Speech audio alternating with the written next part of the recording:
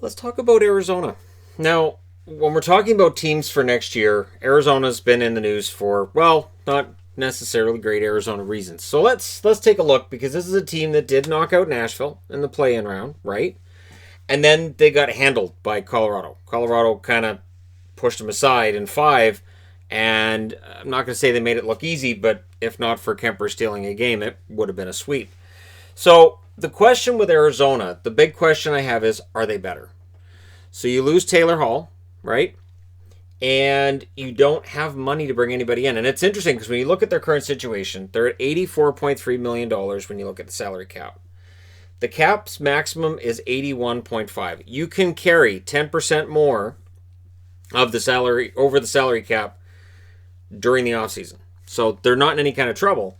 And Hossa, of course, at $5.28 million immediately goes on the LTIR. He is, of course, retired. He's in the Hall of Fame, and his money's still here because why not? And that's one of the reasons why, is fans in Vancouver, they get mad about the Luongo recapture because here's a player that's never going to play again, and his cap is just written off altogether. But again, there's a difference between flat out retiring and LTIR, and nothing changed with this CBA, so we're still there. Now, of course, for Arizona, they're probably in a position where they're going to be going into some sort of a retool. At least, I think so. The problem is they don't have their own first-round draft pick next year. That's a problem. And so there are some reasons to be concerned if you're Arizona.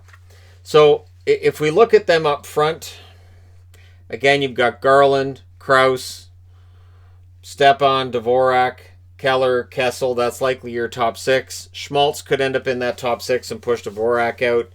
Maybe you move somebody else to the wing. Maybe Hayton plays on the wing so you can get a little more offense in there. But I do wonder again with Arizona, where do the goals come from?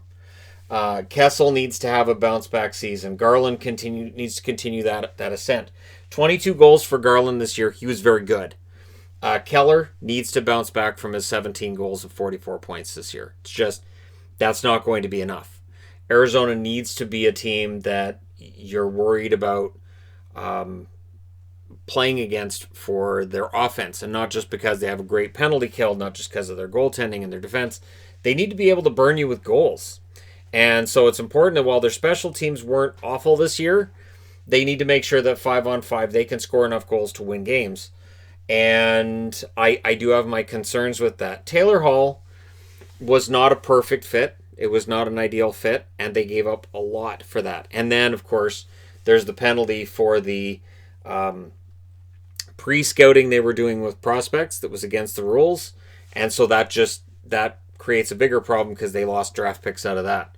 So when we look at the overall group, I like Dryden Hunt. I like Dryden Hunt, and yet with him and Johan Larsson on the left side, I don't know how that's going to work. Again, Hayton's probably going to come in and get a bigger role. He'll get an opportunity to play. Christian Fischer, Pitlick, you could interchange here who's on which line. And then you've got Chaput, Fasching, and Janik here. So, and the other thing I've got on the board here is whose contracts are expiring at the end of this coming season. Stepan and Chaput are the two forwards with expiring contracts who will be UFAs. So not including RFAs, just UFAs. Stepan, that's a $6.5 million cap hit. If he decides to stay in Arizona, he will definitely take less than $6.5 million. If they let him walk, that frees up cap space for them for next year. And then on the blue line, it's basically a who's who of who's got an expiring contract. Ekman, Larson, and Chychrun are the two that have contracts that exist past this coming season. Of course, all the speculation about Ekman Larson, where's he going to go? What's going to happen? Is he going to go to Vancouver? Is he going to go to Boston? In the end, he didn't want to go anywhere. And while Vancouver and Boston both tried to figure it out, they just didn't have the cap space. Vancouver did not have it. And so every time I saw something like, oh, what can the Canucks do to get Larson? They're not going to get Ekman Larson because they can't. Because they have Louis Eriksson. So that prevents you from getting Ekman Larson's contract. Now, the interesting part of that is Ekman Larsson's contract is a long-term contract with a high cap hit. Is that contract in some ways kind of worse than the Eriksson contract, considering that the Eriksson contract can be bought out next year without much of a penalty? So that's the question that comes up with contracts. And of course, Chychrun's on a decent contract for them. Demers, that expires UFA next year. Goligoski expires UFA next year. Osterley expires UFA next year. Jalmerson expires UFA next year. So either they can try to keep these guys or you can completely revamp this blue line next year. Aaron Ness, UFA next year. Ilya Labushin, UFA next year as well. Soderstrom, Capobianco. I would imagine Capobianco will get a look this year. Soderstrom might be interesting because if he did prove, let's say Soderstrom came in at a really good camp and proved he's good to go and can maybe give them a different look on their blue line, does that mean that they would start looking at moving somebody? And may they already be looking at moving somebody on this blue line, considering they're already over the cap, and they may be looking at fixing something up front. Maybe they're looking at, and that might very well be why Ekman Larsson was temporarily available, because they look at their blue line and say, if we could get that contract out, we can have a lot of cap space and either bring back a big name forward or just have that cap space to go out and get somebody else. Like, I don't know, Hoffman. You're looking for a place where Mike Hoffman might be really well appreciated? I would say it's Arizona. He would be exactly what they need. They do not have any cap space. They can't do that. So, and the other issue, though, I had with that idea was that Ekman Larsson, if you take him off that blue line, I'm not sure how strong that blue line is at that point. Is he overpaid? Maybe. Is the contract going to age well? Probably not. But how do you replace his minutes? Who in this blue, like, and if Chychrun, let's just say, Chychrun will replace his minutes, then who bumps up? Does Osterley just bump up? Do you trust Soderstrom to jump into a top 4 role if you need it? Things get kind of interesting, right? Now, the make or break with Arizona is going to be the goaltending. They get here because Kemper and Raanta have both been very, very good. And they've been very, very good for at least a couple of years now, right? I'm going to say 3, that we've seen excellent goaltending out of the Arizona Coyotes. And then, just to keep things interesting, you've also got Adin Hill. Adin Hill's numbers in the American League, pedestrian. At the NHL level, pretty darn good. So he's one of these rare goaltenders that seems to be better at the NHL level than he is in the minors. And that does happen. At some point, I'll do a video on that as well. Goaltenders that have better numbers in one league than another. And sometimes it's better in the NHL than the AHL, right? So, Adin Hill is interesting because you may very well look at him and say he could be the backup. He's played well. And then Raanta, it would make sense if he was getting moved. All the rumors about Kemper didn't make any sense. When all those rumors about Kemper, and I know there's still the occasional trickle of rumors that Kemper might be on his way out. He makes $4.5 million for the next 2 years. He's not the reason they're over the cap. And if you move out Kemper, you are weakening your goaltender because you don't know that Raanta can stay healthy. He's a UFA next year, and he only makes $250,000 less in terms of his cap hit. So to me, Ranta's the one that I'd be trying to move if I was trying to move a goaltender, not Kemper. Yes, more teams will call about Kemper than about Raanta. I still wouldn't. I wouldn't move Kemper. He was the reason they won that one game over Colorado. He was a big part of the reason they beat Nashville. It would be crazy, in my eyes, to move Kemper.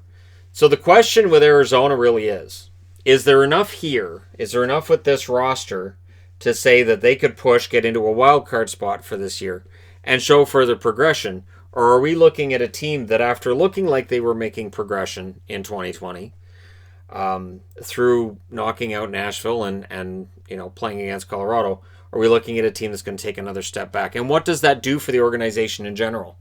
Like, because every 2 weeks somebody will say, "Oh, I heard Arizona's being moved," and it's just not going to happen. If the Coyotes get moved, it'll be to somewhere else in Arizona. It will not be out of the state, because again, the NHL doesn't want to lose hockey in the desert, and you can argue that it hasn't worked. I would argue the team hasn't been any good, and that the whole thing with Glendale doesn't work either. So a team heading in the wrong direction, and then all the ownership issues as well, where they haven't had any stability at the top. It's really hard to put together a winning franchise. It's really hard to get local fans to buy in when you've got all these things going on. Now they've got an owner who's got a lot of money, and they've got people in charge of the business side of it that want to prove this franchise can make money. So if you're on the side of they need to move it, this is the owner that if this doesn't work, if Alex Mariuello 3-4 years from now is saying, I can't make this work, there's no way to make it work, the NHL, I would think, would be a lot more agreeable to the idea of maybe moving the team.